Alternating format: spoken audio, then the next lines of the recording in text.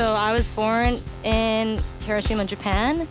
When I moved to Canada, I came here at the age of 9 alone. I was supposed to stay here for a year, and that actually turned into like forever, essentially. I literally stay because I love the outdoors, and I feel like the biggest smile on my face. I'm no pro athlete or anything, but I just do love being outside and spending my time in the outdoors as much as possible. Honestly, I didn't even know ski touring was a thing. It's so fun that you can't even describe how fun it is. You're like screaming inside, screaming for joy. To get up to the top of the mountain, it could take 2-3 hours.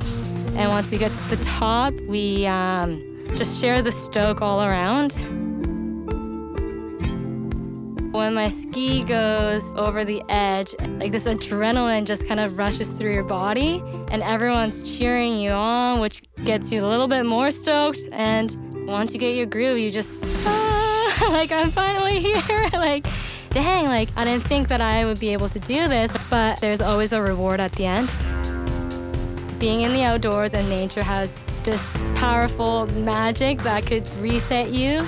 You can go in there with a negative mindset and walk out of there with a positive one.